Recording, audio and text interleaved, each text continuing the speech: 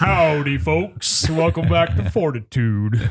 That's the that big is? guy at the fair. The state That was fair terrible. is back. That was terrible. And the state fair is back in town. So I thought I'd throw that in there, just spice it up a bit. I mean, that was the... You are like Howdy, that big folks. guy, though. You just stand there waving to people, you know. We'll have to apologize to our guest here in a second for Sorry, Gib. This is really a professional show. We have in-house the legendary Gib Lewis. So thank you for joining us, Gib. Mm-hmm. Before we get to that, we had a couple opinions from some of our listeners.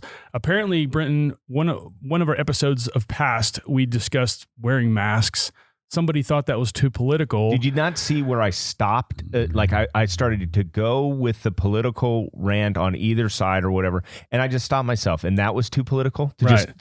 My point being is we are not here for our opinions. We're here for opinions of our guests, like Mr. Lewis here. Yes, and we're going to get his opinion on many things We today. do not hope to influence you, Brinton and I. We want our guests to share their stories. This one happens to be incredible, and you guys decide for yourself what to believe, what not to believe. But whether we tell you yes or no on any issue should not influence you guys. Everybody believes Speaker Gib Lewis. Yeah. By the way, welcome back to the show, Brinton, from COVID. So we're glad to have you back. Thank you. You look great. Thank you. So It's good, Gib. I know I rode in the elevator with you, but I'm if you double listen, tested Good. negative. I had my shots. Oh, good. Good. I did too, but I still got it.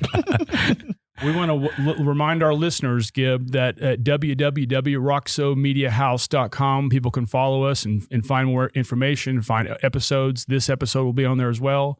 Or on Twitter. Do you have a Twitter account? No. Do you know what that is? I know what Twitter Okay. is, and that's why I don't have one. Good. Smart move. Well, if you were on Twitter and you went to FORTitude FW, you could find the FORTitude show. Okay. And additionally on the Fort Worth Inc. website, which now houses some of our shows. So Okay, great. thank you. Well, without further ado, Mr. Gib Lewis, welcome to the show. Thank you very much. Good to be here with you. We're honored to have you. You've lived a life of interest and political prestige, so we like to dive right in. Okay. Where do we begin this one, Brinton? Back in the early childhood, or Yeah, where do you want us to start?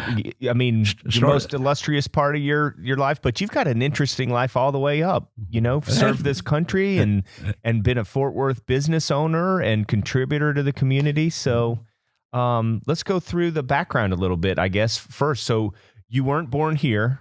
No, I was born in Limestone County, which is about one county over from Waco. Okay. In Central Texas. And then Mahia, did you grow up there, or you grew up in? I grew up in Mahia. Okay. I went grade school in Mahia, and then in high school I moved down to Angleton for a year. Okay. And then my grandfather, whom I always spent all holidays with, my grandmother or grandfather, and he died, and I went and I lived with my grandmother my last 2 years in high school. Okay. Then I went over to Sam Houston State in Huntsville, and then from there I went into the military, went Air Force, and flew on B-36s. Anybody remembers B-36s and B-52s? And, Oh, yeah. out of Carswell, correct? Out of Carswell, that's correct. Was just with Eric Fox yesterday commenting on the B-52. Yep. Well, that's how I got here. And then yeah. the service in the Air Force at Carswell, you started going to classes at TCU, correct? Right, that's right. What classes were you taking?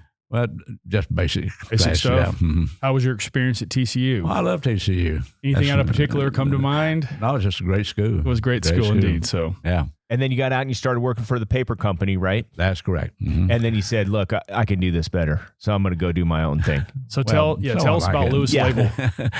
Well, I worked for Amsterdam Kirk Paper Company, which is a great company. I mean, those people are just stars as far as I'm concerned, because they taught me a lot. They taught me about good business principles, and when I told them that I was leaving and started my own business, they were very supportive. I mean, you didn't get mad at anything. I said, that's great. Yeah. And they became one of my better customers. Sure. So it was great working for them. And then, of course, I went in, opened up Lewis Label Products, and what that was, that's a business that deal with labeling products. You know, if you look at that bottle of water there, it has a label on it. Yeah. And you go into a grocery store, you see labels on everything that's on the shelf. And that's what we did. We specialized in making printing labels that go on food products mainly. About 90% of our business was in food products. Did you have to go and buy the print? Was that the deal? You said, okay, I'm going to get the print press, and then I'm just going to go get that business and just start printing these labels. That's right. Mm-hmm. What year did Lewis Label start? 64. 64. Okay. Mm-hmm.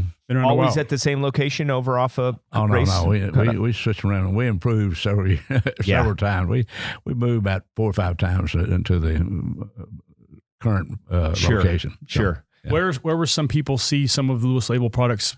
Things. What type of products? What brands? Well, any food products, like Earl Campbell sausage is a good example. Sure. We did the businesses, all of Earl Campbell sausage businesses for years, and then a lot of people in the packaging is what mainly, I guess you say, people that did bottling or any kind of hard packaging. We could do that. So. We specialize in packaging, and that was it. If you look at any product that's got a label, and we did that label or did one like it. Yeah. Fantastic. Yeah. You're going through running this company, then something happens to you that brings you into the political sphere. Tell us about that. Well, it really is kind of an interesting thing is Armstead Kirk was a great company, and one thing, they were community orientated. And one thing they wanted was all their salesmen, which I was a salesman for them, to be involved in the community and to join service clubs. But at one time, I was a member and president of the River Oaks Lions Club. I was a member and president of the Fort Worth JCs, and at that time, we had something like 350 members that attended luncheons every Wednesday. And then I was in the Kiwanis.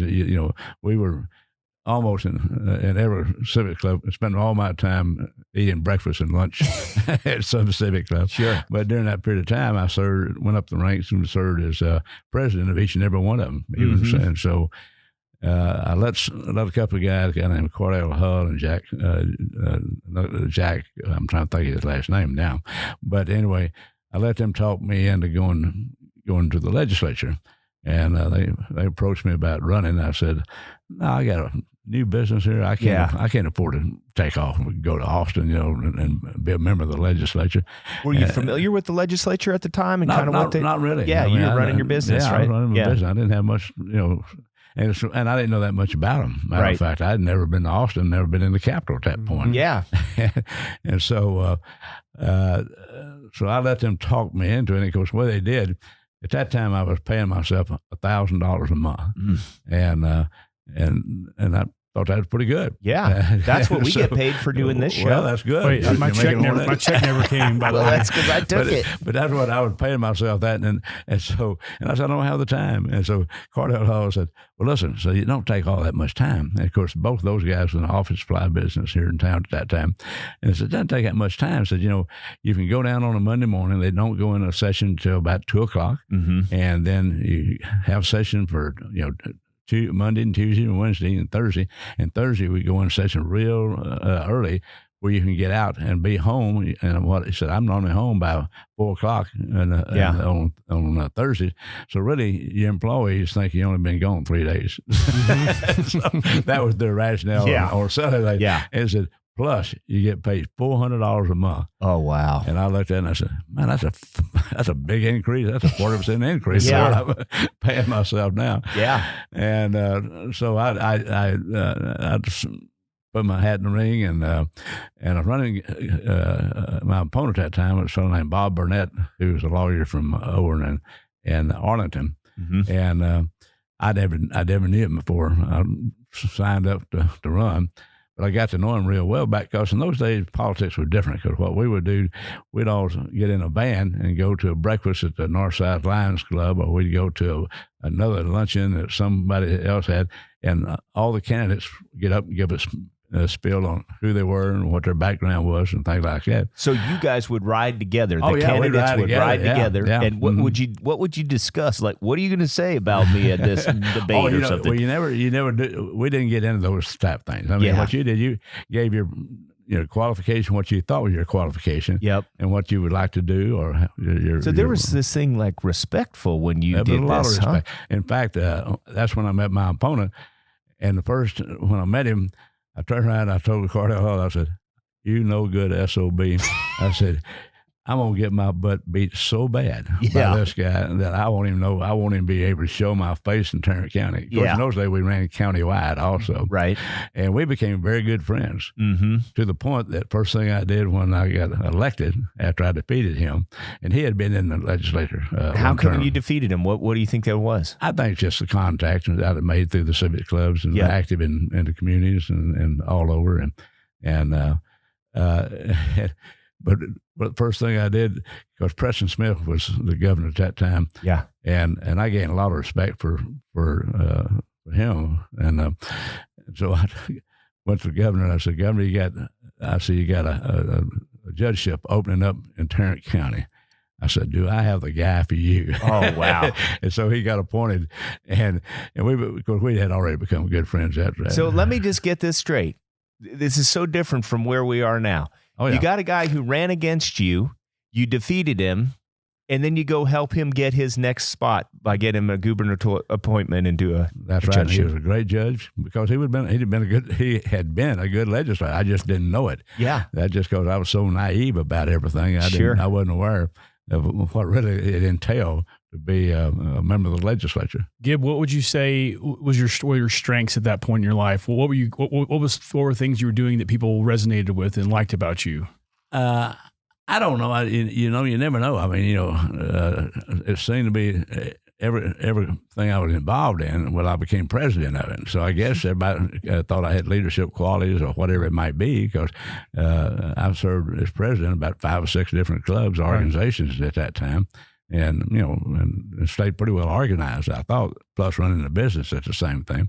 So that's the only thing I can think of is that. So the same kind of thing happened in the legislature. So how long were you a member of the legislature before you were elected speaker? Well, I was a member for 8 years before I was speaker. Okay. Yeah. And so how did all that come about, you think? About the same way. Yeah. Yeah. You got to know the process. Well, you get to know the process. And the interesting thing, too, is I was appointed chairman of a major committee my second term, which never happens. And the speaker at that time appointed me chairman of the Natural Resources Committee, which had oil and gas, forestry, water, and everything under that category.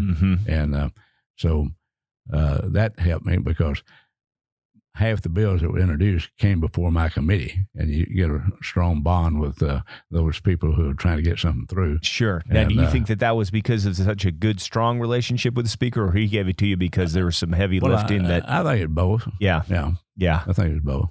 So when you became speaker, you beat a man by the name of Bill Clayton. Was this somebody you knew, right? No, I didn't beat Bill Clayton. You were appointed? He retired. You retired. He retired, and I ran for speaker. Are you and this Mr. Clayton, did you guys know each other? Oh, yeah. We knew each other very well. How was that relationship once you took over? Just friendly? Well, he retired, so he wasn't around after that. No. Was he helpful in your beginning? He was, because I never did intend to run for speaker. That was not even on my mind. I had planned on coming back to Fort Worth and trying to make a living is what I had planned on doing.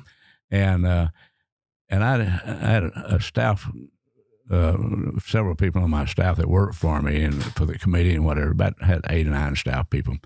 And we all had a barbecue at my apartment one night, and I said, I just wanted to get y'all all together and let you know I'm not going to run for the legislature anymore, which I planned on getting out of the legislature. You were going to announce to him that you're not going to run anymore. Yeah, and I did. I said, and so, what do you mean? Everybody thinks you're going to run for speaker, or everybody thinks you're going to be the next speaker. I said, who came up with that crazy idea? Said, well, everybody did. And I said, well, I haven't.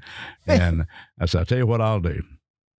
I said, I'm going to make 5 calls or stops tomorrow, the next 2 days. And I said, I'm going to visit with this person, this person, this person. And I said, the first person I'm going to meet with is the speaker. Yeah. So that's the first one I went to the next day. And I talked to Bill. I said, Mr. Speaker, I've had some people kind of wetting on my leg and tell me it's raining. And I just want to let you know that I'm not going to do anything as long as you're involved in it. Sure. And he said, what's that? I said, I'm thinking about throwing my hat in for speaker when you leave. He said, I think that's a great idea. Everybody already thinks that's going to be the case. Gosh. I said, why didn't somebody tell me? Yeah. Did you have to even go to the other 4 at that point? Or I went to him anyway. And again, I said, the first person who turns me down and says, don't do it, I'm not going to do it, which I had planned on doing. Never happened, huh? Never happened. Everybody said, Not only did you win, you were the first person to win it 5 times running. So unopposed. Incredible, yeah. What's it like to be Speaker of the House for people that aren't familiar? Well, it's a great honor. Number one, it's a major honor because what you have done is been elected to represent them and be their spokesman for any issue that comes forward. And you, number one, you protect them. And you and of course, it's like say you're the one that keeps the freight train going down the track. Mm-hmm. And so it's not easy. You got to deal with a lot of different personalities and different issues that pop up overnight that you have to put the fire out. And what do you say the most challenging day as a speaker was? Or issue to get through? Well, I can't recall, and I'm going to tell you why. Okay.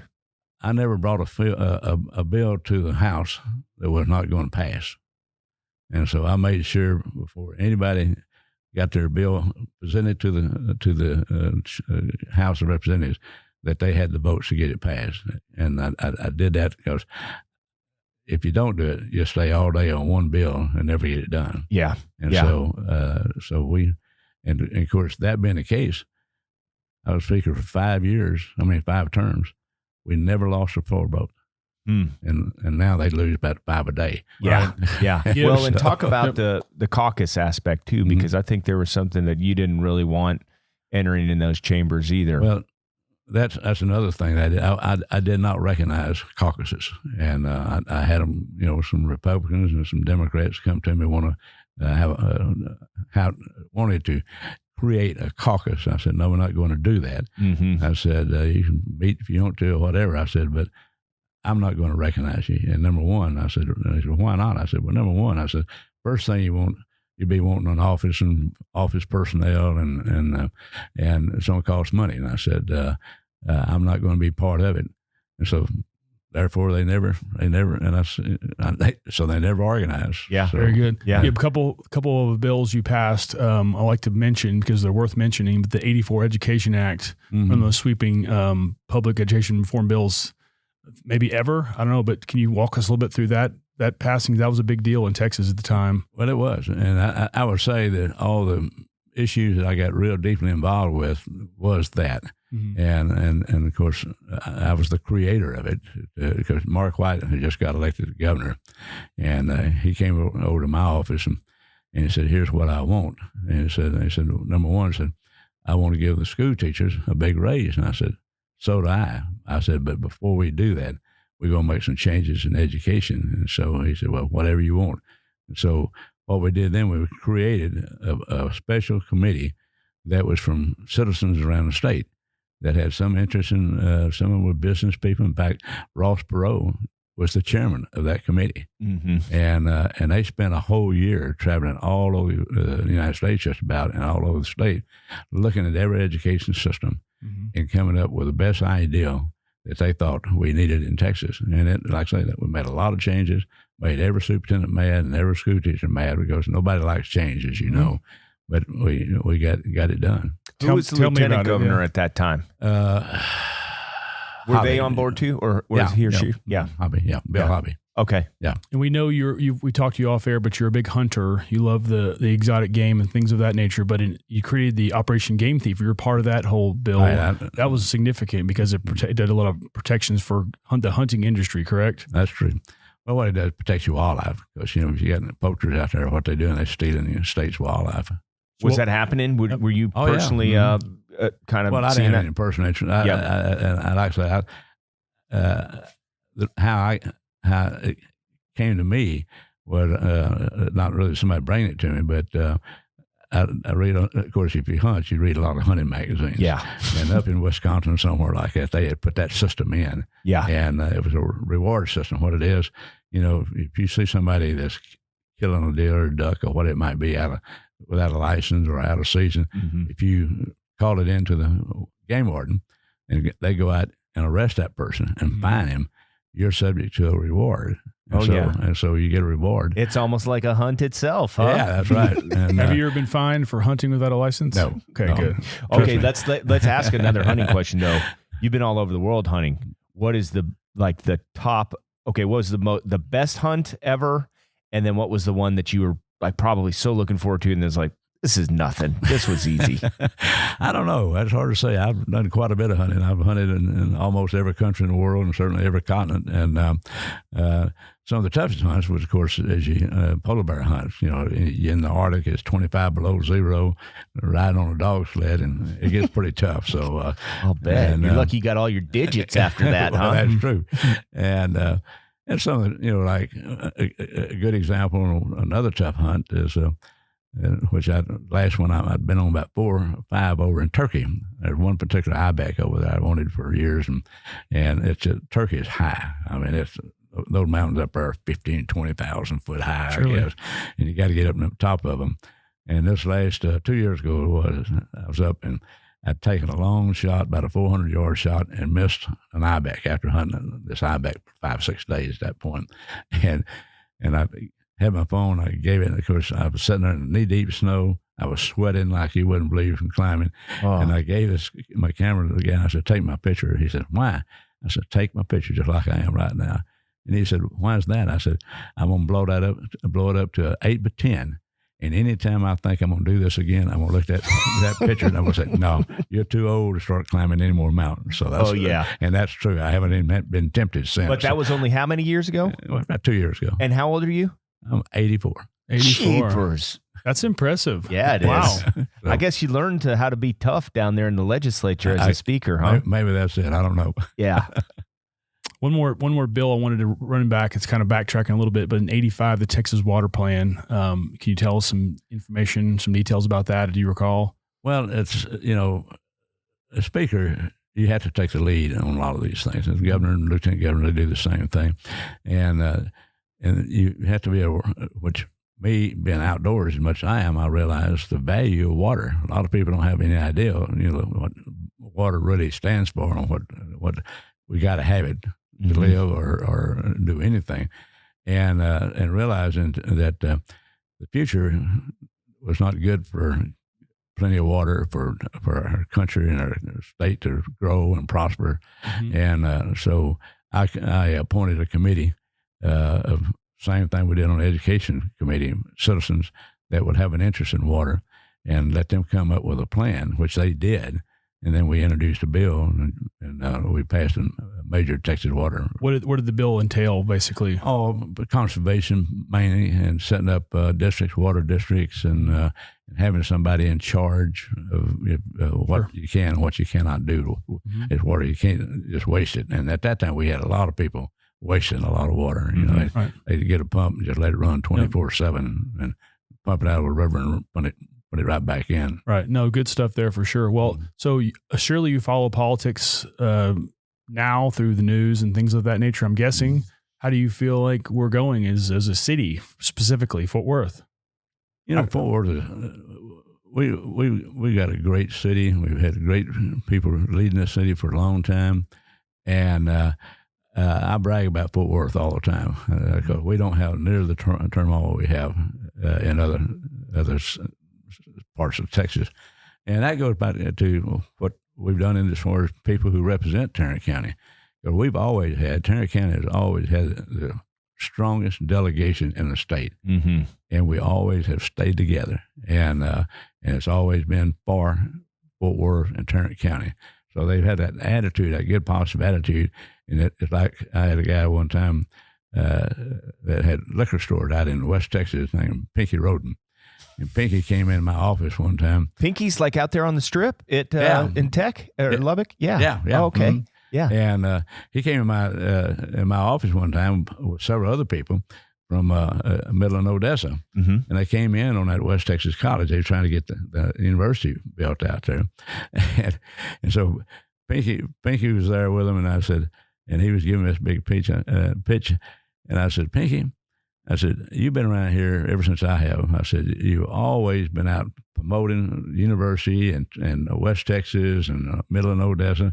I said, I don't remember one time that you've ever come in this office and asked for anything that helps you or your business. He said, Gib, you got to understand, anything that helps West Texas helps Pinky. And that's the way that it happens down there. And that's right. Up here too, right? That's right. And Fort Worth always had that attitude. You know, what's good for Fort Worth is good for me. goodness. Do you like the way the mayor's doing things these days? The new mayor, are you familiar? I really haven't kept up. It's been too early to see how she's going to do. She's a lovely lady. Were you close with Betsy at all? Yes, Betsy was very close to me. Good. And so, yeah. That's great. So, we ask this to all of our guests. We kind of preempted or prepped you for it. Best day of your life, sans the family stuff. I guess it could be a hunting thing, but, just kind of the way we end the show is we ask our guests what the best day of their lives has been, thus far. Well, you have to think being elected speaker would have to be one of the best days of your life, because you look back and reflect. I've been elected to be Speaker of the House of the state of Texas, which is, one of the largest. It is the largest state in the nation, and I've been elected unanimously by my peers. These are the people who know me the best. They know every ward I've got on my head. They know everything about me, and for them to put their blind trust in me was a privilege, and that was probably my favorite moment of my life. That's a great answer. How do you celebrate the first being nominated to the speaker? That's a big day? How do you go celebrate? Well, I had everybody I went to high school with was there. Oh wow, really? Yeah. Very cool. I brought them all in the Fort Worth, because half of them thought I'd been in penitentiary. Speaking of, though, there is some kind of penal place named after Gib Lewis, right? Tell us about that real quick. Well, of course, I had nothing to do with the naming. In fact, I don't think I was named after me. But the board met, and the guy was chairman of the board. He called me and he said, "I just want you to know, if somebody talks to you about going to the penitentiary, get in your own unit." And I said, "What do you mean?" He said, "Well, the board met last night. We named this unit over in East Texas the Gib Lewis Prison Unit." What an honor, right? Yeah. What an honor. Speaking of this, he's got a library in Fort Worth named after him and a penitentiary named after him as well. Well, he got a business school named after him, Sam Houston. Oh, yes. Yeah. Great. So I think that's great. Well, we can't thank you enough. Those are great honors to have, and I certainly don't deserve any of them, but I'm very flattered that people would do that. Right. Well, Gib, you lived a very interesting life. Thank you for sharing it here with us. We're glad to meet you, glad to know you. So thank you very much. Yeah, thank you for all your service. Yep. My pleasure. I'm glad to do it. Okay, thanks a lot.